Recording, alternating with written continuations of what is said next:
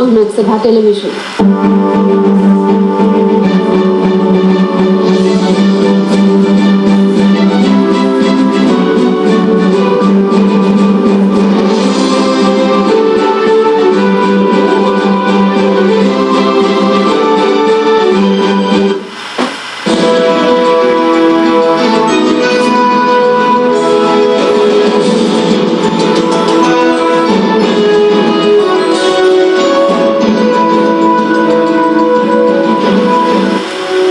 नमस्कार, स्वागत है आपका। आप देख रहे हैं लोकमंच। मैं हूं अनुराग दीक्षित। लोकमंच में आज बात देश की आर्थिक व्यवस्था की और आर्थिक व्यवस्था को बेहतर तरीके से पटरी पर लाने को लेकर सरकार की कोशिशों की। आज वित्त मंत्री ने अलग अलग कई बैठकें की हैं, जिसका मकसद यही कि कैसे चालू खाते का जो घाटा है, वो चुनौती है, वो पटरी पर आ सके।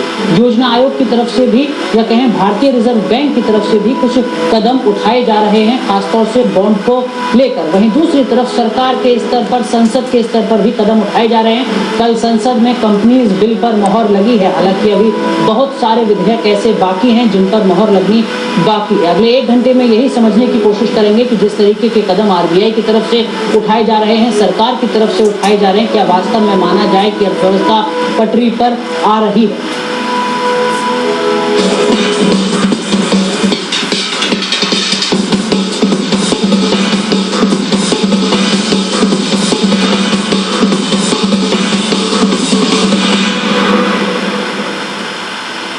तो किस तरीके से रुपये को पटरी पर लाया जाए, कैसे डॉलर के मुकाबले रुपये की जो स्थिति है वो बेहतर की जाए, ये अपने आप में एक बड़ी चुनौती है इस वक्त सरकार के सामने, वित्त मंत्रालय के सामने। और कदम किस तरीके के उठाए जा रहे हैं, इसको भी समझना जरूरी हो जाता है। जैसा हमने शुरुआत में बताया, वित्त मंत्री ने आज यानी शुक्रवार को आर्थिक मामलों को लेकर कई बैठकें की हैं। चालू खाते का घाटा एक बड़ी चुनौती है, जाहिर सी बात है, इस पर भी चर्चा हुई होगी। 6 अगस्त को डॉलर के मुकाबले रिकॉर्ड 61 रुपये 80 पैसे तक भारतीय जो रुपया है वो गिर गया था। अपने आप में एक बड़ी चिंता की बात। तरलता कम करने के लिए बॉन्ड बेचने की तैयारी में आरबीआई है। कल जिस तरीके की खबर आई थी, जानकार कह रहे हैं कि इससे थोड़ी तस्वीर बेहतर हो सकती है। देखना होगा क्या वास्तव में असर होगा, क्योंकि कुछ पहले भी कदम इस तरीके के उठाए जा चुके हैं। हर सोमवार को 22,000 करोड़ रुपए के बॉन्ड बेचेगा आरबीआई। क्या कुछ मतलब है इसका, इसको भी समझना जरूरी हो जाता है। तब जबकि अप्रैल से लेकर अब तक 22% रुपए की कीमत कम हो चुकी है, जो अपने आप में एक बड़ी चुनौती है। विपक्ष की तरफ से लगातार आरोप लग रहे हैं अलग अलग तरीके से। इन सब के बीच रिजर्व बैंक के नए गवर्नर होंगे रघुराम राजन। किस तरीके की चुनौतियां उनके सामने दिखती हैं, ये भी समझना जरूरी हो जाता है। तब जबकि भाजपा की तरफ से कहा जा रहा है कि आप सरकार के सामने डरिएगा नहीं। राजन साहब कह रहे हैं कि रुपये को स्थिर करने के लिए कई कदम उठाने होंगे। क्या कुछ कदम हो सकते हैं, क्या कुछ विकल्प बचते भी हैं, इसको भी समझना जरूरी होता है। वहीं दूसरी तरफ तस्वीर भारतीय संसद की है, जहां कल कंपनीज बिल पर मोहर लगी है। कंपनीज बिल पर कल मोहर लगी और ये कहा जा रहा है कि दशकों पुराना जो कानून था उसकी जगह ये नया कानून लेगा। हालांकि अभी राष्ट्रपति की सहमति, राष्ट्रपति की मोहर लगना भी बाकी है, वो संसदीय प्रक्रिया का एक हिस्सा है। 1956 का ये कंपनी कानून था, जिसकी जगह अब ये नया विधेयक लेगा। तो आप समझ सकते हैं कि क्या कुछ इसके मायने होंगे, किस तरीके से बदलाव आएगा, इसको लेकर भी बात की जा रही है। कहा जा रहा है कि अब सामाजिक कल्याण पर खर्च करने का प्रावधान रखा जाएगा, जिसको लेकर पहले उद्योग जगत की तरफ से नाराजगी, ऐतराज जताया जा रहा था। साथ ही साथ निवेशकों और कर्मचारियों के जो हित हैं, उनकी सुरक्षा है, उसको लेकर भी कुछ उपाय की जाने की बात इस विधेयक में की जा रही है। क्या वास्तव में तस्वीर बदल पाएगी, ये अपने आप में एक अहम सवाल हो सकता है। लंबित विधेयक भी बहुत सारे हैं। खाद्य सुरक्षा विधेयक जो अध्यादेश की शक्ल में सामने आया था, ऐलान हुआ था, संसद की मोहर लगना जरूरी है इसी सत्र में, वरना वो अध्यादेश भी समाप्त हो जाएगा। इस विधेयक के में कहा जा रहा है कि शहर की 50% और गांव की 75% आबादी को सस्ते अनाज का हक होगा। यूपीए 2 का एक अहम चुनावी वादा। इसी तरीके के कई अहम लंबित विधेयक हैं जो अभी भी लंबित पड़े हुए हैं, जिनका इंतजार है कब उन पर संसद की मोहर लगेगी। मसलन भूमि अधिग्रहण विधेयक, राहुल गांधी का वादा था, उन्होंने कहा था कि वो जल्द ही नया भूमि अधिग्रहण विधेयक लाएंगे। 1894 का कानून अभी काम कर रहा है, उसकी जगह ये प्रस्तावित विधेयक लेगा। इसमें कहा जा रहा है कि जो मुआवजे का प्रावधान है उस पर कुछ गंभीरता से काम हो रहा है। हालांकि अभी एक लंबा समय हो चुका है इस विधेयक का इंतजार करते हुए उद्योग जगत की तरफ से भी तमाम तरीके के सवाल उठ रहे हैं। पेंशन विधेयक को लेकर भी इंतजार किया जा रहा है, जिसमें एफडीआई की सीमा 49% तक बढ़ाने की बात की जा रही है। इसके क्या कुछ मायने होंगे इसको भी समझना होगा। हालांकि खबर ये आ रही है कि कम से कम भारतीय जनता पार्टी ने पेंशन विधेयक को लेकर अपनी सहमति जताई है। हालांकि इसको आंशिक सहमति भी कहा जा सकता है, क्योंकि बाकी बहुत सारे विधेयक ऐसे हैं आर्थिक मामलों से जुड़े जिन पर ऐतराज जताया जा रहा है, सिर्फ भारतीय जनता पार्टी की तरफ से नहीं, समाजवादी पार्टी की तरफ से भी। क्या कुछ इसका असर होगा संसद में, ये भी अहम होगा। बहरहाल इन तमाम मुद्दों पर विस्तार से चर्चा करने के लिए और इनकी जो पेचीदगियां हैं उनको समझने के लिए हमारे साथ स्टूडियो में जुड़ रहे हैं तीन बहुत ही खास मेहमान। हमारे साथ हैं हिंदुस्तान के दैनिक हिंदुस्तान के वरिष्ठ पत्रकार HK शर्मा। आप लगातार संसद को, अर्थव्यवस्था को कवर कर रहे हैं, बहुत बहुत स्वागत है आपका। हमारे साथ जुड़ेंगे IRS से जाने माने अर्थशास्त्री डॉक्टर राम उपेंद्र दास सर, आपका भी बहुत बहुत स्वागत है कार्यक्रम में। और हमारे साथ होंगे वरिष्ठ आर्थिक पत्रकार शिशिर सिन्हा। आप हिंदू बिजनेस लाइन से जुड़े हुए हैं, आप भी संसद और आर्थिक मामलों को लंबे समय से कवर करते आ रहे हैं। शिशिर जी, सबसे पहले आपसे ही समझना चाहेंगे सर, वित्त मंत्री की आज की मुलाकात क्या कुछ मायने निकलते हैं? देखिए, अगर 31 जुलाई का आपको प्रेस कॉन्फ्रेंस याद हो तो उसमें उन्होंने एक आउटलाइन दे दिया था कि क्या कुछ मेजर्स हो सकते हैं। पहला तो ये है कि आपका जो एक इंपोर्ट कंप्रेशन है, यानी कि कई ऐसी चीज़ें हैं जिसके इंपोर्ट के ऊपर लगाम लगाने की ज़रूरत है या कमी करने की ज़रूरत है। ये इसमें हार्डवेयर्स हो सकते हैं, इसमें लग्जरी आइटम्स हो सकते हैं। दूसरा जो अहम मुद्दा है कि ECB एक्सटर्नल कमर्शियल बोरोइंग्स हैं, वो एक लॉन्गर टर्म्स के लिए होगा। और आपको मैं बता दूं कि जो इस हफ्ते रिजर्व बैंक में high level committee on ECB की बैठक हो चुकी है, तो संभव है कि उसका भी ऐलान जो है वो कर दिया जाएगा। तीसरा मुद्दा ये है कि जो सरकारी कंपनियां हैं वो विदेशों से किस तरीके से कर्ज उठा सकती हैं आसान शर्तों पर, वो पैसा जो यहाँ लाएंगी वो इंफ्रास्ट्रक्चर प्रोजेक्ट्स में निवेश किया जाना है जी। तो ये मूल रूप से ये तीन बातें हैं। और इसके अलावा जो सॉवरेन फंड है या पेंशन फंड है वो यहाँ पर लंबे समय के लिए निवेश करें। तो ये चार मुद्दे 31 जुलाई को वित्त मंत्री पहले ही साफ कर चुके हैं। अब इसकी मोडालिटीज को लेकर के जो ऐलान है उस पर बैठकों का दौर जो है वो चल रहा है। और आज भी बैठकें हुई हैं, कॉमर्स सेक्रेटरी के साथ भी बैठक हुई है और उम्मीद ये की जा रही है कि कल तक शनिवार को जो है इस बारे में औपचारिक ऐलान कर दिया जाए। लेकिन एक बात अनुराग, मैं एक छोटी सी बात और कहना चाहूंगा कि आप रिजर्व बैंक के भी कदम देखें, जिस पर आप शायद बाद में चर्चा भी करेंगे। इन सभी चीजों का मकसद ये है कि बाजार में जो अतिरिक्त नकदी है वो उठाई जाए, जिससे कि ये जो सट्टेबाजी होती है रुपये और डॉलर को लेकर के, उस पर लगाम लगाए। ठीक बात है सर, लेकिन वित्त मंत्री के तौर पर पी चिदम्बरम ने हाल ही में अपना 1 साल पूरा किया और उस कार्यकाल की उपलब्धियां क्या कुछ रही, उसी मौके पर वो तमाम बातें कर रहे थे। लेकिन क्या आपको लगता है कि UPA 2 के इस कार्यकाल में वित्त मंत्री के तौर पर पी चिदम्बरम के सामने बहुत सारी चुनौतियां हैं, खासतौर से आर्थिक मोर्चे पर, जिनसे उभरना अपने आप में एक बड़ा सवाल है? ये एक अजीब सा समय है कि आप अगर 2008 देखें और 2013 देखिए, ये 5 सालों के दरमियान ये दूसरी बार जो है वो हम जिसको कहें कि एक विश्वव्यापी मंदी का जो है वो खतरा झेल रहे हैं।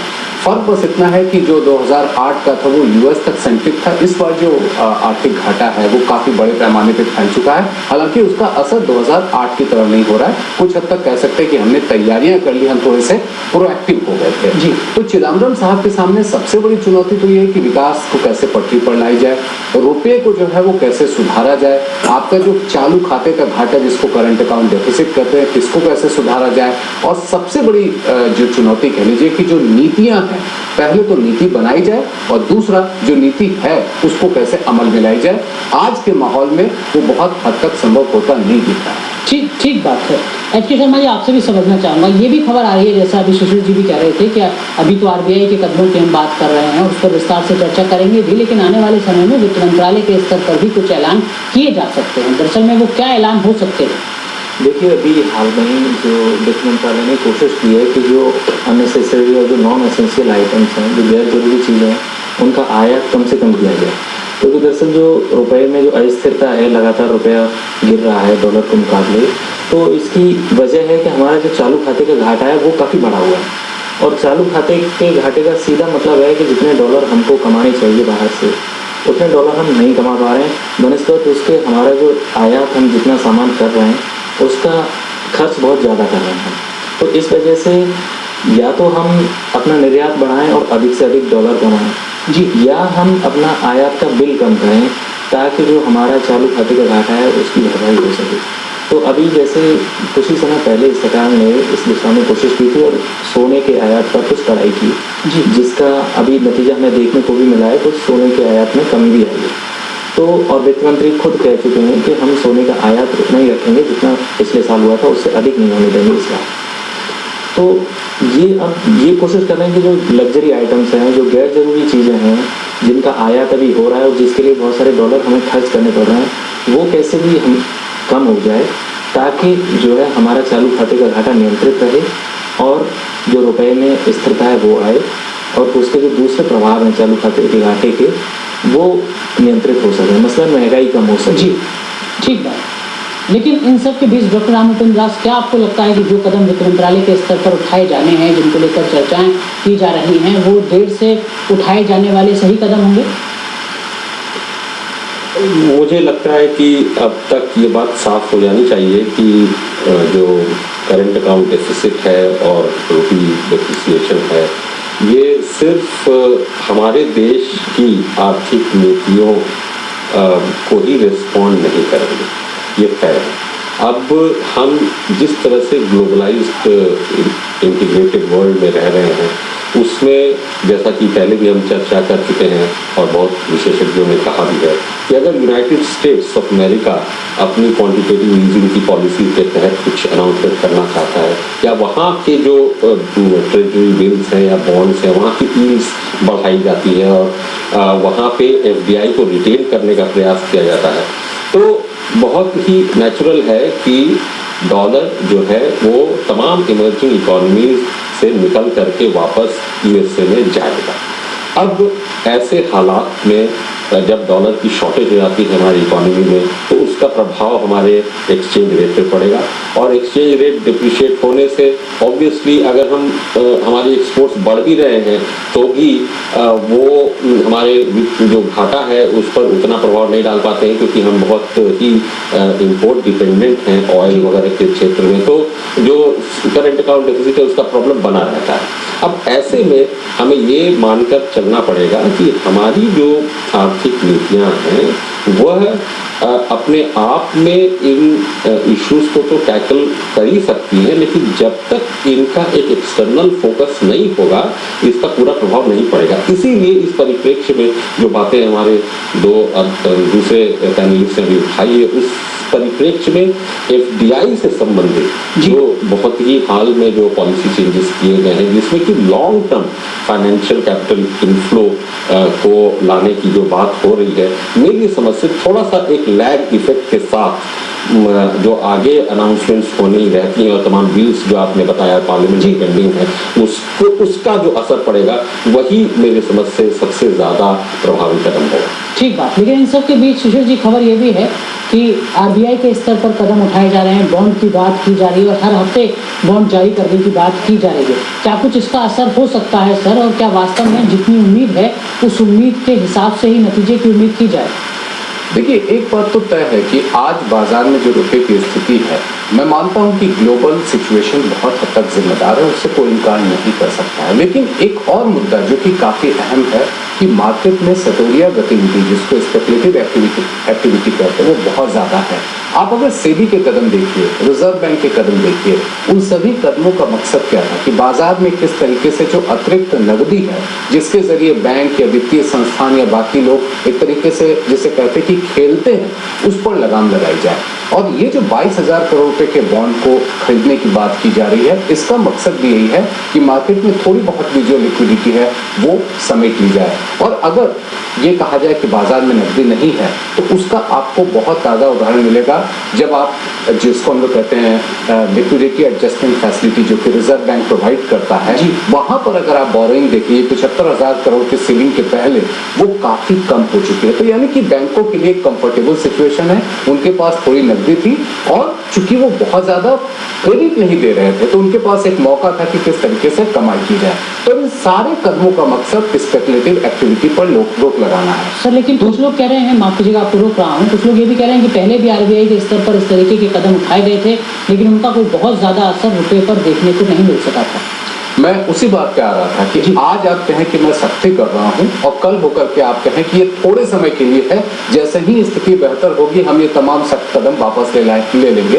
बाजार को आप ना तो कंट्रोल में कर सकते हैं और ना ही भरोसा दिला सकते हैं। रिजर्व बैंक के जितने भी कदम उठाए गए उसके ठीक अगले दिन उच्च स्तर पर बयान, चाहे वो प्रधानमंत्री हो, वित्त मंत्री हो या रिजर्व बैंक के गवर्नर हो, सबने कहा कि ये शॉर्ट टर्म मेजर्स हैं। तो बाजार को आखिरकार क्यों डर लगे, बाजार को क्यों भरोसा है?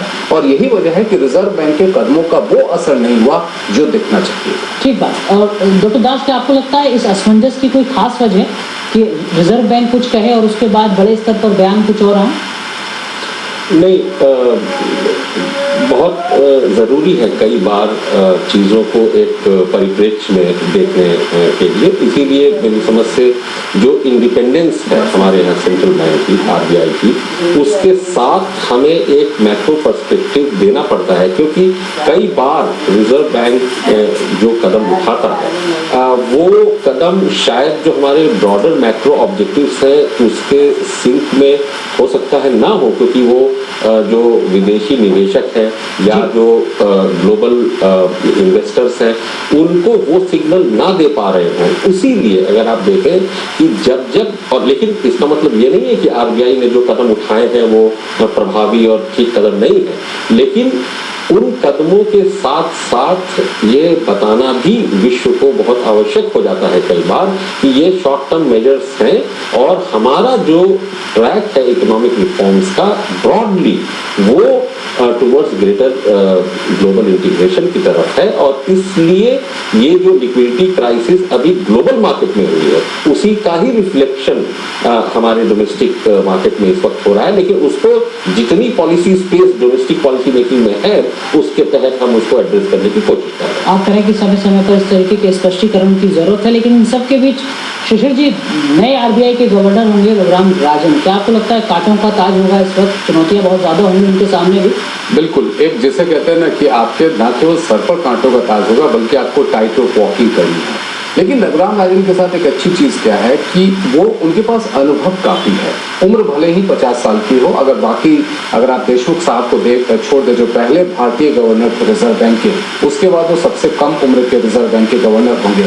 उम्र कम है, अनुभव बहुत ज्यादा है और 1 साल सरकार में रहने की वजह से उन्हें ये पता चल चुका है कि सरकार की जो दशा दिशा नीति वो क्या होनी चाहिए और किस कदम पर सरकार चल रही है। तो ऐसी सूरत में रिजर्व बैंक के नए गवर्नर होने के नाते रघुराम राजन के लिए चुनौतियां काफी ज्यादा है, लेकिन उनके पक्ष में कई बातें। एक अनुभव, दूसरा आप याद कीजिए कि 2008 का फाइनेंशियल क्राइसिस अगर किसी ने प्रिडिक्ट किया था तो वो रघुराम राजन ने 2005 में किया जी। तो एक तरीके से एक एंटिसिपेट करने की उनके अंदर एक कला है। और तीसरी बात यह है कि चूंकि वो सरकार के 1 साल तक हिस्सा रहे हैं तो सरकारी नीतियों के हिसाब से जो मौद्रिक नीति होनी चाहिए, जो रिजर्व बैंक की नीति होनी चाहिए, उसके स्वायत्तता की परिभाषा में वो ये कर सकेंगे। सुब्बा राव साहब के साथ परेशानी क्या हो रही थी कि उनकी बहुत ज्यादा बन नहीं रही थी चिदंबरम साहब के साथ, जिसकी वजह से कई बार हमने एक अजीब सी परिस्थिति देखी कि रिजर्व बैंक कुछ सोचता था, करता कुछ था और सरकार कुछ कहती थी और कर पाती थी कुछ। ठीक बात है, लेकिन इन सब के बीच एच के शर्मा जी, भारतीय जनता पार्टी तो कम से कम ये कह ही रही है राजन साहब से कि आपको सरकार के सामने झुकने की जरूरत नहीं है। क्या कुछ मतलब निकाले जा सकते हैं इस बयान के? देखिए, निश्चित तौर पर जो रिजर्व बैंक का गवर्नर है वो इंडिपेंडेंट होता है गवर्नमेंट से, और जब विपक्ष इस बात पर जोर दे रहा है तो आप देखिए कि लगातार इससे पहले सरकार लगातार जोर डालती रही रिजर्व बैंक पर कि आप इंटरेस्ट रेट कम करो। वित्त मंत्री ने भी हाल में खुद ही कहा था कि रिजर्व बैंक का काम सिर्फ महंगाई पर रोक लगाना नहीं है, उसकी दूसरी भी जिम्मेदारियां हैं, उसको रोजगार भी बढ़ाना चाहिए और उसको जो है विकास दर को भी फोकस में रखना चाहिए। लेकिन जो अभी गवर्नर हैं सुब्बा राव साहब, वो पिछले लगातार कई वर्षों से, जब से ये हाई इन्फ्लेशन रहा है पिछले 2-3 साल में, उनका एक ही जोर रहा है कि हमें कैसे भी महंगाई पर रोक लगानी है, क्योंकि उसका सीधा असर आम आदमी पर पड़ता है, खासतौर से उस वर्ग पर पड़ता है जिसकी इनकम काफ़ी कम है। तो अब इस जो एक तरफ तो चुनौती है कि आप विकास दर बढ़ाएं ताकि नौकरियों के अवसर बढ़ें, लोगों की इनकम बढ़े, दूसरी तरफ चुनौती है कि आप महंगाई को रोकें। इसमें अगर गवर्नर रिजर्व बैंक का है वो अगर इंडिपेंडेंटली काम नहीं करेगा तो इकोनॉमी को शायद जो शॉर्ट टर्म में गेन हो जाए लेकिन लॉन्ग टर्म में नुकसान भी हो सकता है। ठीक, तो इसलिए जो उनकी स्वायत्तता की और उन पर प्रेशर में ना आने की बात जो विपक्ष कर रहा है वो निश्चित तौर पर कुछ हद तक वाजिब भी है। बिल्कुल, और ये खूबसूरती भी कही जा सकती है इस व्यवस्था की कि यहाँ हम CAG से स्वायत्तता की उम्मीद कर सकते हैं, उसी तरीके से RBI से भी स्वायत्तता की उम्मीद की जाए। यहाँ पर कार्यक्रम में लेना होगा एक छोटा सा ब्रेक, लेकिन ब्रेक के बाद जब लौटेंगे तो संसद में क्या कुछ हो रहा है आर्थिक मोर्चे पर, इसको समझने की कोशिश करेंगे। तुरंत हाजिर होते हैं छोटे ब्रेक के बाद।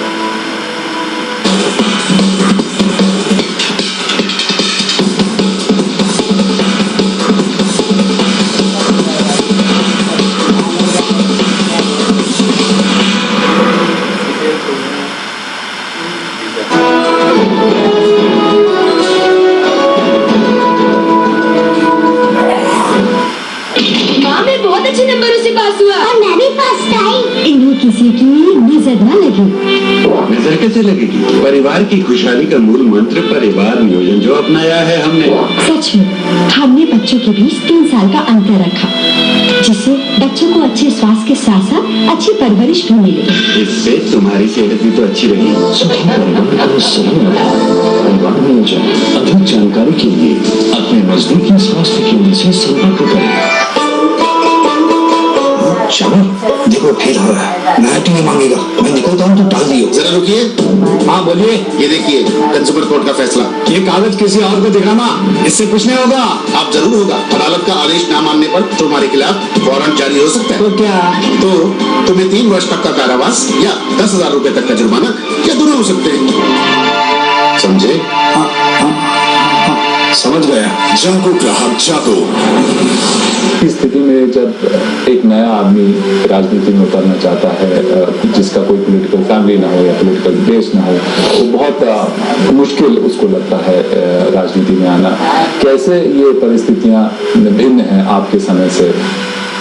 बहुत अंतर पड़ चुका है।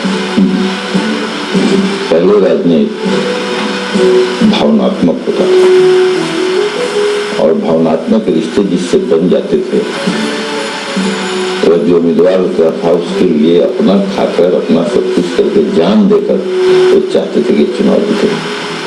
लगाव क्या था। अब हमको लगता है कि राजनीति में भावनात्मक रिश्ते धीरे धीरे समाप्त होते जा रहे हैं और व्यवसायिक रिश्ते हावी होते जा रहे हैं राजनीति में। और हम यह भी कहें कि कल की जनता में और आज की जनता में भी अंतर हो चुका है और कल के नेता में और आज के नेता में भी अंतर हो चुका है। कल की जनता लोभी नहीं, किसी का समर्थक और सहयोगी थी, बल्कि आज की जनता में थोड़ा सा लोभ की प्रक्रिया ज्यादा बदली हुई। ताजा लाभ लोग घूट गए और नेता भी पहले की तरह से लोगों से रिश्ता नहीं बनाकर नेता ठग की भूमिका में। What? Know your MP. Friday, 8:30 p.m.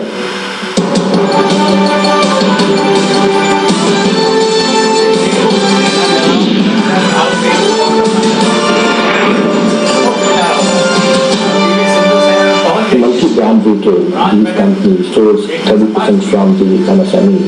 They are saying that it should not be mandatory. We are asking for the mandatory. Okay. And we are trying to get fundamentals $1 million. I think we are demanding $2 million. Yes, the foreign investment is required. At the same time, we have to protect our basic industries. Smaller states are always helpful for democracy like us. Think on future, how to go together, how to cooperate, how to build the country. Rajiv Mishra in talks with Minister of State for Micro, Medium and Small Enterprises K.H. Muniappa. Watch special guest 10th of August, Saturday 8 p.m. only on Lok Sabha Television. 500 लोग आ रहे हैं शादी में। तो हम लोग 700 लोग का खाना बनवाएंगे। लड़की की कुंडली में दोष दिख रहा है। कैसा दोष पंडित जी? अन्न का दोष। क्या मतलब? लड़की की शादी में अन्न की बर्बादी होगी, जिससे अन्न देवता नाराज हो जाएंगे। एक उपाय है, बारातियों के खाने का इंतजाम जरूरत के हिसाब से करें, फिर भी भोजन बच जाए तो गरीबों में बांट दें। धरती पर उगे अन्न पर सबका अधिकार है, इसे व्यर्थ न जाने दें। इस अधिकार को भूलना चाहिए। जागो ग्राहक जागो।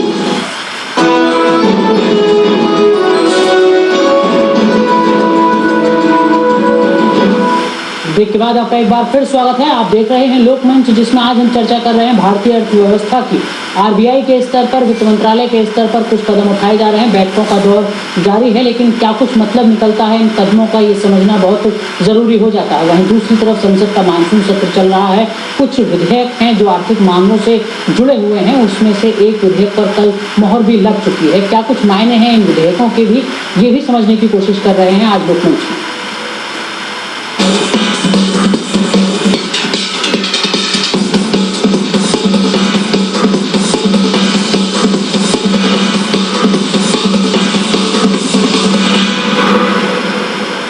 सुशील जी, आपसे समझने की कोशिश करेंगे। संसद में तमाम तरीके के विधेयक हैं। 16 दिन की बैठक होनी थी, हालांकि 4 दिन शोर शराबे और व्यवधान की भेंट चढ़ गई, लेकिन इन सब के बीच कंपनीज विधेयक पर मोहर लगी है। राज्यसभा की, लोकसभा की पहले से लग चुकी थी। ये जो विधेयक है, क्या कुछ इसके मायने हैं उद्योग जगत के लिहाज से? देखिए, काफी मायने हैं। अगर आप देखिए कि जो 1956 का बिल था और अब तक का बिल था, लगभग 25 बार उसमें अमेंडमेंट हुआ है। और 1956 में अगर आप कंपनियों की संख्या की बात करेंगे तो लगभग 30,000 कंपनियां थी। 2013 में ये लगभग 8 लाख कंपनियां। तो जाहिर सी बात है कि इसमें काफी कुछ बदलाव लाना पड़ेगा। ठीक है, 3 जो खास बातें हैं, आप अगर इस बिल के देखें, जो मैं बाकी प्रोविजन से उनको अगर मैं छोड़ दूं, लेकिन एक वन मैन कंपनी की बात है कि एक आदमी भी कंपनी फॉर्म कर सकता है। ये एंटरप्रेन्योरशिप को बढ़ावा देने की बात है। दूसरा, अगर आप विमेन एम्पावरमेंट की बात करें, आपके बोर्ड ऑफ मेंबर में एक महिला मेंबर का होना जरूरी है। ये महिलाओं के लिहाज से काफी बेहतर है। और तीसरी बात, अगर आप पूरे सोसाइटी की बात करेंगे तो ये जो 2% जो कॉर्पोरेट सोशल रिस्पॉन्सिबिलिटी पे है, ये एक ऑब्लिगेशन कर दिया गया है, ना कि कोई एक आपके ऊपर जिसे कहा जाए कि डंडा चलेगा। ये कंपनियों को खुद बताना है। और एक और चीज आपको ध्यान में रखना है कि दुनिया में भारत पहला देश बन गया है जहां पर स्टैट्यूटरी बेस्ड CSR आपके पास मैकेनिज्म है। ये समाज के लिहाज से बहुत जरूरी है। तो आप एंटरप्रेन्योरशिप देखें, महिलाओं के लिहाज से देखें, और आप अगर आप पूरे समाज के लिहाज से देखें। एक और बात जो कि इन्वेस्टर के लिहाज से बहुत जरूरी है, वो है क्लास एक्शन सूट का, जो हमारे यहाँ प्रोविजन नहीं था। अगर दुनिया के बाकी देशों में कहें, चाहे वो US में हो चाहे UK में हो, वो व्यवस्था हमारे यहाँ भी है। यानी कि कई इन्वेस्टर जिनकी एक तरह की शिकायतें हैं, वो अदालत में जा करके न केवल कंपनी के जो मालिक हैं या कंपनी के डायरेक्टर्स हैं, बल्कि जो ऑडिटर्स हैं, जो एडवाइजर्स हैं, उन लोगों के खिलाफ भी सख्त कार्रवाई की जो है वो याचिका दाखिल कर सकते हैं। तो मेरे हिसाब से कंपनी बिल जो है वो पूरे कॉर्पोरेट सिस्टम में बदलाव के हिसाब से एक बेहतर कदम साबित हो सकता है। डॉक्टर दास, क्या आपको भी लगता है सर, जब हम निवेश की बात करते हैं या माहौल की बात करते हैं, विश्वास बनाने की बात करते हैं, उस लिहाज से ऐसे विधेयक का पारित होना कुछ मददगार साबित हो सकता है क्या? पहली चीज तो ये कि संसद के छोटे से सत्र में जहाँ लगभग 100 से ऊपर बिल पेंडिंग रहे हैं, उसमें इस बिल का पास हो जाना एक बहुत ही सुखनुमा आगाज है मेरे हिसाब से, जो पिछला तमाम रिकॉर्ड तोड़ा है। दूसरी तरफ ये बहुत ही हिस्टोरिक मोमेंट है, क्योंकि जिस तरह का ये कंपनीज बिल आया है, ये अपने आप में अगर आप ध्यान से देखें, और जैसा कि मिस्टर सिन्हा ने अभी बताया कि ये सोसाइटी को तरजीह देता है, जो माइनॉरिटी शेयर होल्डर्स हैं कंपनी में उनको तरजीह देता है, वो जो वीकर जो एम्प्लॉइज जो वीकर सेक्शन है एक लेबर और कैपिटल के रिलेशंस में देखें उसको तरजीह देता है, वो विमेन को तरजीह दे रहा है, वो इंडिपेंडेंट डायरेक्टर्स को तरजीह दिया है उसने, और साथ में कॉर्पोरेट सोशल रिस्पॉन्सिबिलिटी जो 2% एवरेज नेट प्रॉफिट उनका पिछले 5 वर्षों का होगा उसको स्पेंड करने की बात कर रहा है। इन सारी चीज़ों को अगर आप जब कंबाइन करते हैं कि एक व्यक्ति भी एक कंपनी अब फॉर्म कर सकता है, तो बहुत ही स्मॉल का भी डेफिनेशन जो स्मॉलेस्ट हो सकता है वो हो रहा है एंटरप्रेन्योरशिप डेवलपमेंट के कॉन्टेक्स्ट में। इस लहजे से अगर आप इसको देखें तो मैं तो ये बहुत ही हिस्टोरिक मोमेंट मानता हूँ, क्योंकि एक एंड ऑफ स्पेक्ट्रम पे आपका एंटरप्रेन्योरशिप है, दूसरे एंड ऑफ द स्पेक्ट्रम पे आपकी सोसाइटी है, और दोनों के बीच में कंपनी के जो ऑपरेशंस है, कॉर्पोरेट गवर्नेंस, और जहां पे फ्रॉड की बात है, जो सीरियस फ्रॉड इन्वेस्टिगेशन एजेंसी की जो बात है, इन सारी चीजों को अगर आप मिला कर देखें तो मेरी समझ से जितनी तवज्जो हम अभी तक विदेशी निवेश के सहायता से इंडस्ट्रियल एक्टिविटीज को स्केल अप करने की बात सोचते थे, मुझे लगता है कि इस बिल के हिसाब से जो हमारे प्राइवेट सेक्टर, जो डोमेस्टिक प्राइवेट सेक्टर जी, उनके कार्यकलापों में बड़ा बूस्ट मिलेगा। एक ऐसे माहौल में जहां की वो खुद तो ग्रो करेंगे ही, लेकिन सोसाइटी में भी उनका कंट्रीब्यूशन बढ़ेगा। ठीक बात। एच के शर्मा, क्या आपको भी लगता है, सचिन पायलट संबंधित मंत्री कह रहे हैं कि इससे पारदर्शिता आएगी, वास्तव में उद्योगों को विकास हो सकेगा उद्योगों का, साथ ही साथ जिस तरीके के कुछ मामले हमने पहले देखे, जहाँ एक IT कंपनी में एक बड़ा घोटाला, एक बड़ा घपला सामने आता है, क्या इस विधेयक के कानून बन जाने के बाद इस तरीके की खबरों पर लगाम लग सकेगी?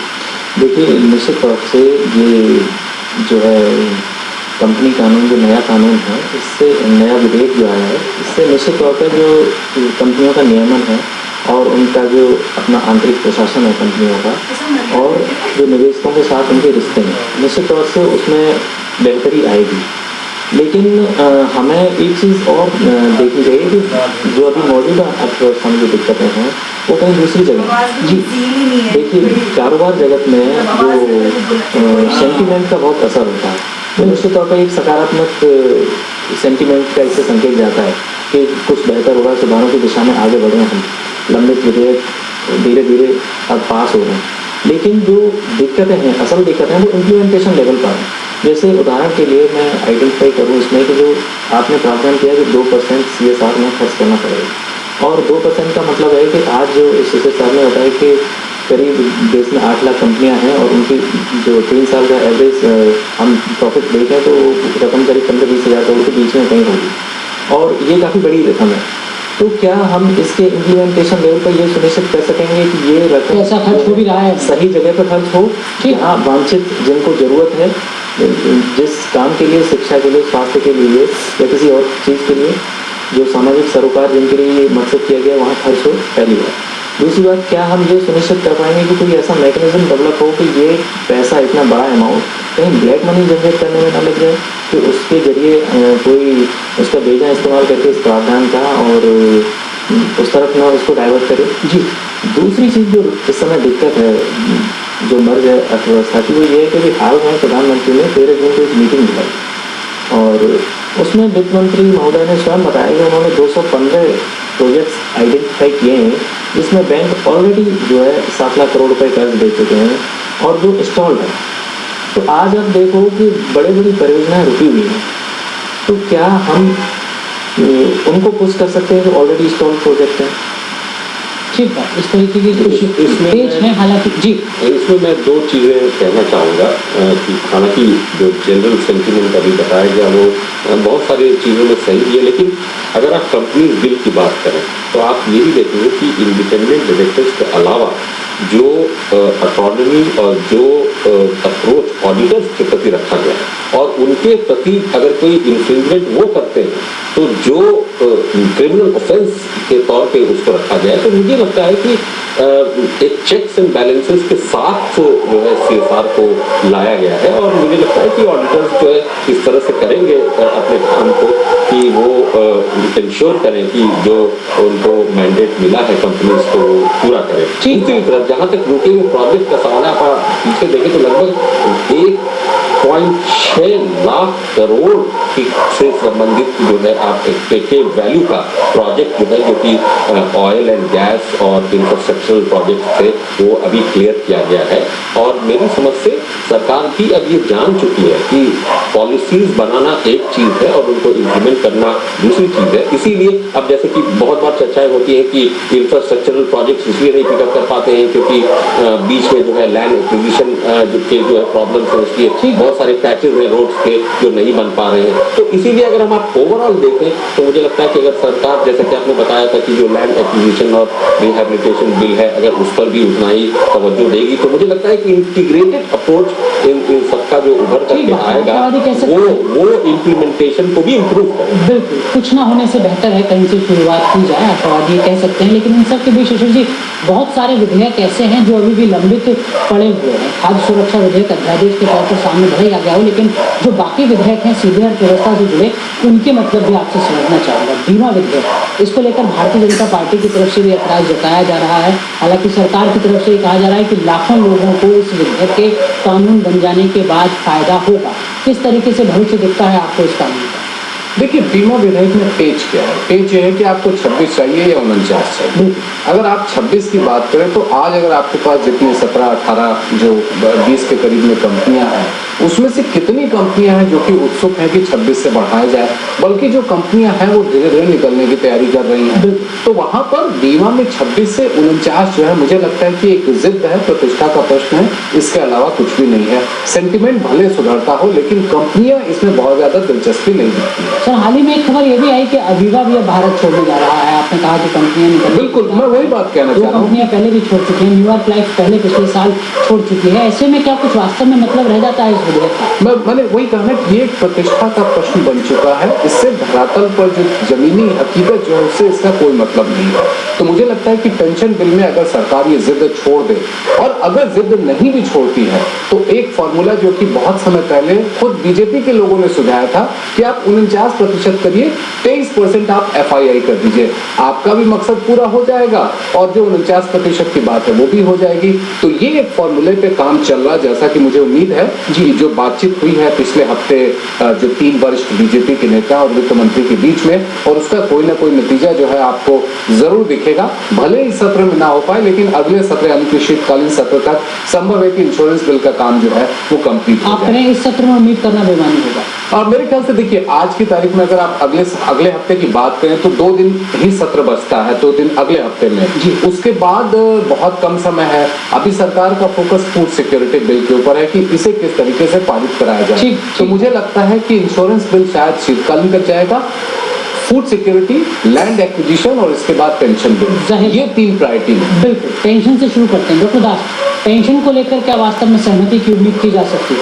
और जो ऐतराज जताए भी जा रहे हैं, क्या आपको लगता है वो जाएगा?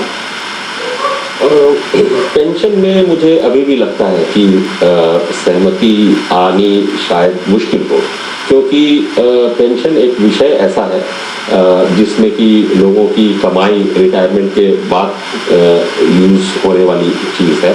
और उसको जब आप स्टॉक मार्केट, 2 तरह से, एक तरफ आप स्टॉक मार्केट से लिंक करते हैं, उसका फंड का निवेश वहाँ पर होता है, और दूसरी तरफ आप FDI उसमें बढ़ाने की बात कर रहे हैं, 26-49% जो भी। अब इसमें मेरी समझ से जो मेजर कंसर्न है वो यही है कि पेंशन फंड्स को आप बाकी जो फंड्स हैं उसके बराबरी पर नहीं ट्रीट कर सकते, क्योंकि ये एक इंसान की जीवन भर की अर्जित की हुई कमाई होती है जिसको कि वो रिटायरमेंट के बाद यूज करने जा रहा है। और अगर इसका ज्यादा से ज्यादा लिंकेज स्टॉक मार्केट से होगा या इसका ज्यादा कंपोनेंट फॉरेन कंपनीज के से होगा, तो मुझे लगता है कि एक सोशल सिक्योरिटी जो एक पोस्ट रिटायरमेंट फेज में एक आम इंसान को होती है, उसमें कहीं ना कहीं उसकी जो अनसर्टेनिटी है वो बढ़ती हुई दिखती है। और ये इसीलिए पेंशन फंड मुझे लगता है कि दूसरे सारे फंड्स से अलग ट्रीट होना बहुत आवश्यक है। अगर आपकी इजाजत हो तो मैं 30 सेकंड में लूंगा।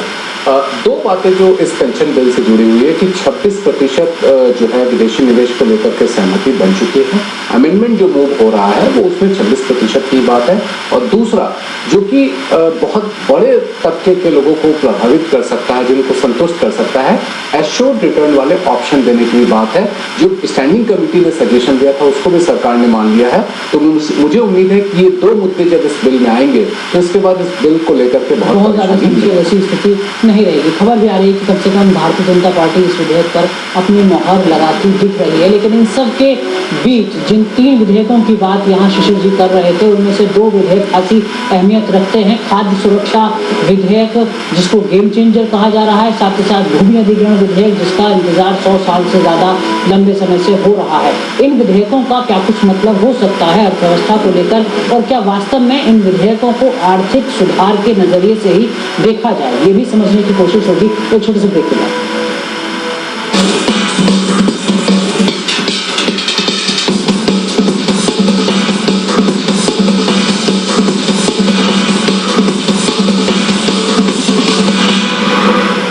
सिंधु जो है सेमीफाइनल पहुंच गई है।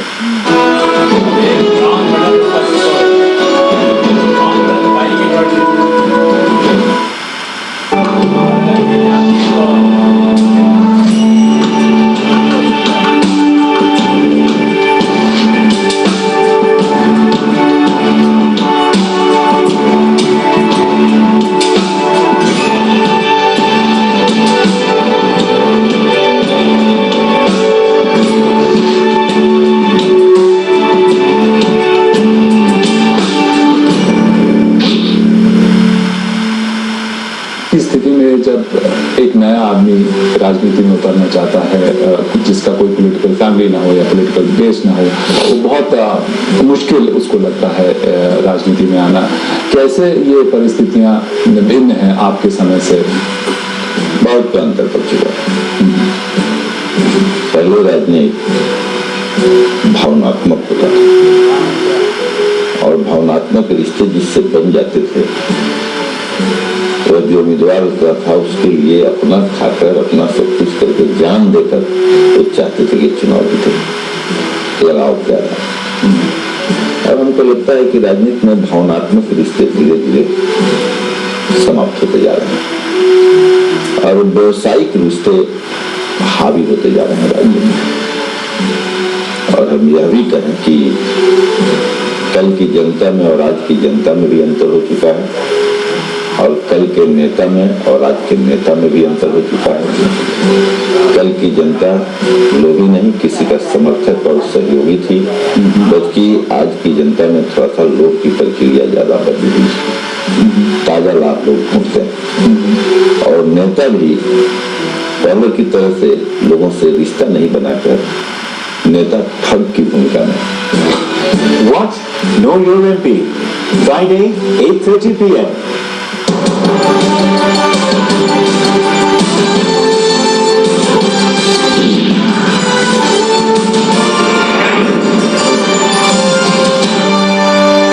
Multi-brand retail, these companies stores 30% from the MSME. They are saying that it should not be mandatory.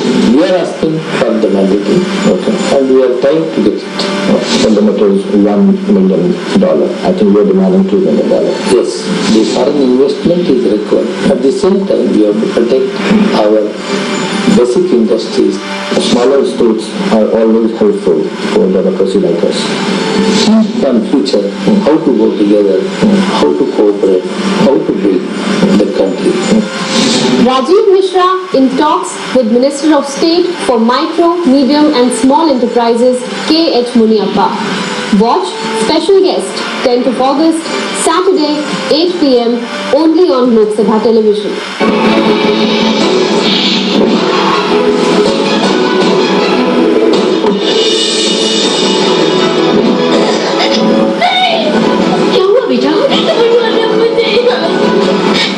बच्चे और उनके माता पिता बाल यौन उत्पीड़न के प्रति सजग हों तो अनिष्ट से बचा जा सकता है।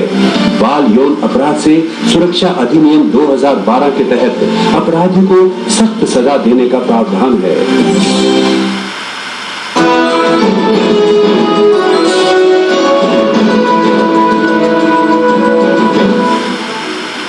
ब्रेक के बाद आपका एक बार फिर स्वागत है। आप देख रहे हैं लोकमंच, जिसमें आज हम चर्चा कर रहे हैं भारतीय अर्थव्यवस्था की और ये समझने की कोशिश कर रहे हैं कि जो कुछ कदम आरबीआई के स्तर पर उठाए जा रहे हैं या वित्त मंत्रालय के स्तर पर उठाए जा रहे हैं, उनका क्या कुछ असर हो सकता है। साथ ही साथ जिन विधेयकों की उम्मीद की जा रही है कि वो कानून की शक्ल में सामने आ सकेंगे संसद के इस मानसून सत्र में, उन पर गंभीर चर्चा होगी। उसके बाद मोहर लगेगी। उन विधेयकों का क्या कुछ असर है अर्थव्यवस्था के स्तर पर।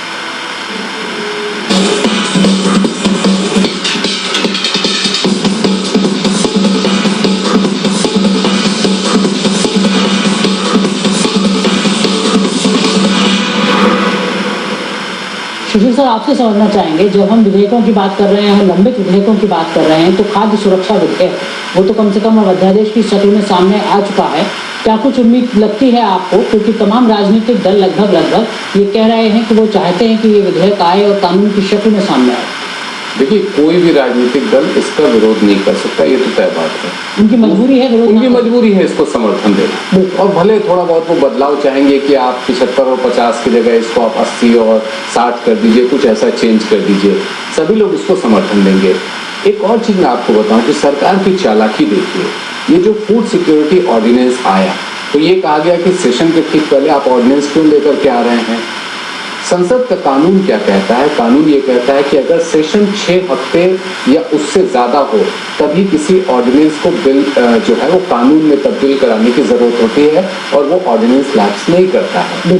ये सेशन छोटा है, जो यदि ये ऑर्डिनेंस कानून में तब्दील भी नहीं हो पाया तो भी ये ऑर्डिनेंस चलता रहेगा। विंटर सेशन भी अगर आप देखेंगे तो वो शायद 6 हफ्ते का ना हो। तो ऐसी सूरत में सरकार को ऑर्डिनेंस के जरिए काम करने की सुविधा मिल जाएगी। वो तमाम काम कर सकती है, वो तमाम सुविधाएं मुहैया करा सकती है जो एक कानून बनने पर होगा। दूसरी बात, फूड सिक्योरिटी को लेकर के अभी सबसे बड़ा मुद्दा यह है कि क्या इसके तहत जो सब्सिडी दी जाएगी, क्या वो WTO नियमों के कंप्लायंट में है या नहीं है। ठीक, एक चीज आपको ध्यान में रखना होगा कि सरकार भले ही अपने घर के लोगों को खुश ना कर पाए, लेकिन बाहर के लोगों को खुश करना बहुत अच्छे तरीके से जानती है, तो वो निश्चित तौर पर कंप्लायंट करेंगे। अब तीसरा जो सबसे अहम सवाल है कि क्या इतनी फूड हमारे पास अवेलेबल है, इतने अनाज हमारे पास उपलब्ध है कि 75 और 50% यानी कुल मिलाकर के 67% आबादी को मुहैया करा सके। ये हमेशा से सवाल बना है। ठीक बात है। एजुकेशन में आपसे भी समझना चाहूँगा, राजनीतिक लिहाज के साथ साथ आर्थिक लिहाज से भी, क्योंकि एक तबका ऐसा भी है जो ये कह रहा है कि इससे बहुत ज़्यादा आर्थिक बोझ बढ़ने वाला है अगर आप इस कानून को लागू करते हैं। क्या वास्तव में ऐसा हो सकता है क्या? देखिए, निश्चित तौर पर जो अभी हम PDS चला रहे हैं और जो ये खाद्य सुरक्षा कानून आएगा, दोनों में एक अंतर होगा कि राशन उस समय हर व्यक्ति का अधिकार हो जाएगा। जिस व्यक्ति के पास राशन कार्ड है उस व्यक्ति का ये अधिकार होगा कि उसको हर महीने 5 किलो अनाज सरकार से मिलेगा, और वो भी 3 रुपये, 2 रुपये और 1 रुपये किलो के। ठीक है, और इसका जो सालाना भी खर्च जो एस्टिमेट किया है सरकार ने, वो लगभग जो है हर साल सरकार को करीब 1.25 लाख करोड़ रुपए इस पर खर्च करने पड़ेंगे आज की कीमतों के हिसाब से। और ये जो खर्च है साल दर साल बढ़ भी सकता है। तो निश्चित तौर पे इतना बड़ा आर्थिक बोझ तो आएगा ही, लेकिन आप ये भी देखिए कि हमारे देश में खासतौर से खाद्यान्न का उत्पादन भी अब भरपूर हो रहा है हर साल, और सरकार पर्याप्त मात्रा में खरीद भी रही है खाद्यान्न। तो मुझे लगता है कि ज़्यादा कठिनाई सरकार को नहीं होनी चाहिए ये खाद्य सुरक्षा मुहैया कराने में, और देश इस समय शायद सक्षम है कि वो इतना बोझ उठा सकता है अगर लोगों को ज़रूरत है खाने की। लेकिन इन सब के बीच सुशील जी, जो विरोध, राजनीतिक विरोध जताया जा रहा है खासतौर से समाजवादी पार्टी की तरफ से या दक्षिण के राजनीतिक दलों की तरफ से, उनके भी जो तर्क हैं, क्या आपको लगता है उसमें भी कुछ दम है? वो ये कह रहे हैं कि किसान का जो उत्पाद है उसकी खरीदी नहीं हो पा रही है। देखिए, खरीदी नहीं हो पा रही है, उसकी वजह भी स्टोरेज आपके पास नहीं है, ये समस्या सबके पास जाहिर है। विरोध का एक और मुद्दा भी है, कम से कम 10 राज्य सरकारें ऐसी हैं जो अपने अपने तरीके से स्कीम चलाती हैं, 2 रुपये 1 रुपये किलो चावल पे। और एक और बात आपको ध्यान रखना चाहिए कि जब ये अधिकार बन जाएगा तो सब्सिडी देने की बात केंद्र की जिम्मेदारी है, और अगर अनाज नहीं मिला तो जुर्माना देने की जिम्मेदारी राज्य सरकार की है। अलग अलग राज्य सरकारें इसका विरोध करेंगी, क्योंकि अभी जो उनके अरेंजमेंट है उसमें इस तरह का प्रावधान नहीं है, तो उनके ऊपर आर्थिक बोझ पड़ेगा। तो केवल किसानों की बात नहीं है, ये राज्य सरकारों के अर्थव्यवस्था से भी जुड़ा हुआ मुद्दा है, जिसकी वजह से अलग अलग दल इसका विरोध कर रहे हैं। लेकिन चूंकि मामला आम आदमी से सीधा जुड़ा है, इसलिए ज्यादातर राजनीतिक दलों को ये लगता है कि यही कहना ठीक है कि हम इसके साथ खड़े हैं। बिल्कुल, वो कुछ ना कुछ बदलाव की बात करेंगे। जैसे बदलाव कहेंगे कि राज्य सरकारें अगर जुर्माना देने की बात या उनकी जिम्मेदारी उनके ऊपर जाती है तो चलिए उनको हम वित्तीय सहायता अलग से प्रावधान उसका भी कर दिया जाए बिल में, तो हम इसका समर्थन कर देंगे।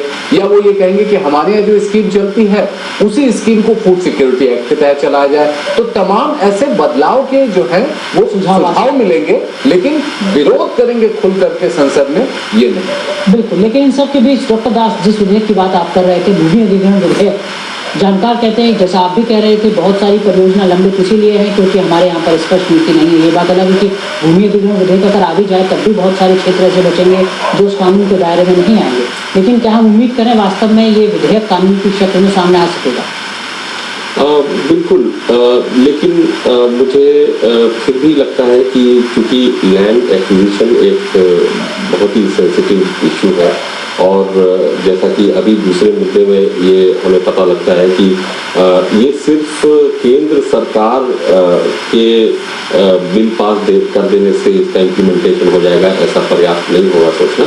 मेरी समझ से, क्योंकि लैंड अलग अलग स्टेट्स में है और अलग अलग वहाँ पे स्टेक होल्डर्स हैं, वो इसमें भी किसानों का भविष्य जुड़ा हुआ है। और आपने देखा है कि पिछले पहले वेस्ट बंगाल का अगर केस ले लें या और भी बहुत सारी जगहों पे लैंड एक्विजिशन में कितनी दिक्कतें आई हैं। तो मुझे लगता है कि ये जो ऑब्जेक्टिव है इस विधेयक का वो तो बहुत ही अच्छा है, लेकिन मुझे जो लगता है कि इस सत्र में जो बैकग्राउंड और जो होमवर्क केंद्र सरकार को राज्य सरकारों के साथ मिलकर के करना चाहिए था, स्पेशली जबकि रीजनल पार्टीज अब ज़्यादा सशक्त हो गई है और ये इलेक्शन ईयर है, मुझे अभी भी लगता है कि इसमें वो एक आम सहमति अभी नहीं उभर करके आ पाई है। हो जाए तो बड़ी खुशी की बात होगी। ठीक बात है सर, लेकिन इन सब के बीच आखिर में आपसे समझना चाहिए, जिन तमाम विधेयकों की बात हम कर रहे हैं, क्या वास्तव में इसको आर्थिक सुधार के नजरिए से देखा जा सकता है या ये चीजें अलग हैं वास्तविक आर्थिक सुधारों के मायने से? नहीं, बिल्कुल, ये आर्थिक सुधार के जितने पहलू हैं उसमें ये बहुत ही अहम जगह रखते हैं। यह बात अलग है कि आर्थिक सुधार में बहुत सारी और भी चीज़ें हैं, जैसे बहुत दिनों से लेबर मार्केट रिफॉर्म्स की बात चल रही है, अभी वो कहीं पर भी प्रायोरिटी नहीं है। और तमाम आर्थिक सुधार के अलावा जो पूरा का पूरा एक इम्प्लीमेंटेशन का इशू अभी भी बना हुआ है। हमारे यहाँ विदेशी निवेश बहुत सेक्टर्स में इसीलिए नहीं आ पा रहा है क्योंकि इंफ्रास्ट्रक्चर की सूरत हाल, पावर सेक्टर में जो हालत है। तो मेरी समझ से आर्थिक सुधार तो एक ऐसा क्रम है हमारे जैसे विकासशील देश में जिसमें कि एक पॉलिसी या दो नीतियों के सहायता से वो पूरा नहीं किया जा सकता है। ये एक बहुत ही ऑनगोइंग प्रोसेस है। लेकिन जो प्रश्न आपने पूछा कि क्या ये जो विधेयक है, चाहे वो नेशनल फूड सिक्योरिटी बिल हो, चाहे लैंड एक्विजिशन का हो, इवन एजुकेशन से रिलेटेड बहुत सारे बिल्स हैं जो वहाँ पे हैं। प्लस अगर आप इसमें जीएसटी और डायरेक्ट टैक्स कोड को भी अगर आप जोड़ दें तो ये सब कुछ मिला जुला करके एक बहुत ही बड़ा टेम्पलेट तैयार करता है आर्थिक सुधारों का अभी फिलहाल। शर्मा सर, क्या आपको भी ऐसा ही लगता है वास्तव में इनको आर्थिक सुधार माना जा सकता है? और जिस इम्प्लीमेंटेशन की समस्या की बात यहाँ पर डॉक्टर दास कर रहे हैं, आपको लगता है कि कम से कम आम सहमति इम्प्लीमेंटेशन पर भी हो जाए? आप भले विधेयक 2 कम पारित कर लीजिए, लेकिन जितने पारित कर रहे हैं उनका इम्प्लीमेंटेशन बेहतर हो, इस पर ज़्यादा जोर होना चाहिए। देखिए, जमीनी स्तर पर क्रियान्वयन होना बहुत ज़रूरी है, क्योंकि आज जो कठिनाई है, जो मैंने शुरू में जिनका जिक्र किया कि जो परियोजनाएँ रुकी हुई हैं, बहुत सी परियोजनाएं जमीन अधिग्रहण की वजह से रुकी हुई हैं। बहुत सी परियोजनाएं इसलिए रुकी हुई हैं क्योंकि उनको जो है कोड लिंकेजेस नहीं मिल रहे। बहुत सी परियोजनाएं इसलिए रुकी हुई हैं क्योंकि वहाँ पे जो आसपास जो इंफ्रास्ट्रक्चर है वो ठीक नहीं है उतना। तो जब तक हम जो भी हमारे बिल हैं, और भूमि अधिग्रहण तो बहुत ही ज़रूरी है, खासतौर से जो आर्थिक सुधार हो रहे हैं हमारे उस कार्यक्रम में, क्योंकि जब तक हम जमीन अधिग्रहण का तरीका कोई ऐसा जो सर्वमान्य हो और जो कि आसान हो, जो एक कंपनी जा रही है अपना इन्वेस्ट करने के लिए, उसको सबसे पहले ज़मीन चाहिए वहाँ पर, चाहे वो रोड बना रही है या रेलवे लाइन बिछा रही है या कोई अपनी फैक्ट्री लगा रही है। तो जब जितनी ईजी हम उस प्रोसेस को नहीं बनाएंगे तब तक हम निवेश आकर्षित नहीं कर सकते। बिल्कुल। तो कानून बनाना एक अच्छी बात है, और लेकिन उसका क्रियान्वयन सुनिश्चित करना भी वो सबकी सम्मिलित जिम्मेदारी है। वो कहीं ज्यादा जरूरी बात है। लेकिन इन सब के बीच शिशिर जी, आपसे आखिर में समझना चाहूंगा, सरकार की तरफ से हाल ही में जो संबंधित मंत्री हैं उनका एक बयान आया जिसमें वो ये कह रहे हैं कि विदेशी निवेशकों को विपक्ष डरा रहा है। देश की अर्थव्यवस्था की अगर इस तरीके की तस्वीर है तो उसके लिए सरकार के साथ साथ विपक्ष भी काफी हद तक जिम्मेदार है। क्या इस बयान को विशुद्ध राजनीतिक रूप से देखा जाए या काफी हद तक कुछ सच्चाई आपको भी नजर आती है एक पत्रकार के तौर पर? एक निवेशक क्या चाहता है कि जो वो पैसा लगाए वो लंबे समय तक उसको मुनाफा देता रहे। आज आपकी स्थिति है कि जब कोलिशन का दौर चल रहा हो, आज आपके अगर 10 पार्टियों की सरकार है, कल होकर के 20 पार्टियों की सरकार हो सकती है, और ये भी खतरा बना रहता है कि आज जो इस सरकार ने फैसला लिया वो आने वाली सरकार उसे बदल ना दे या कहीं उसे रोक ना दे। तो जाहिर सी बात है कि जब इस तरीके के संकेत दिए जाएंगे कि हम आएंगे सत्ता में तो हम वो नीति बदल देंगे या उस नीति पर रोक लगा देंगे, तो निवेशक को डर तो लगेगा ही। तो सरकार के इस वरिष्ठ मंत्री के बयान में एक सच है, एक हकीकत है। कुछ सच आपको नजर आता है, लेकिन इन सब के बीच देखना होगा कि किस तरीके के प्रयास किए जाते हैं और उनके क्रियान्वयन पर भी कितनी गंभीरता दिखती है। बहुत बहुत शुक्रिया आप तीनों का सर कार्यक्रम में समय निकालने के लिए और इस महत्वपूर्ण विषय पर अपनी राय अनुभव साझा करने के लिए। तो आप भी उम्मीद रखिए, अलग अलग स्तर पर कदम उठाए जाने की बात की जा रही है, कम से कम दावे किए जा रहे हैं, वैसे भी वादों का दौर है। क्या कुछ सुधार आता है आपके जीवन में इन तमाम फैसलों का, उनको आप खुद समझने की कोशिश कीजिएगा। बहुत बहुत शुक्रिया कार्यक्रम देखने के लिए। नमस्कार।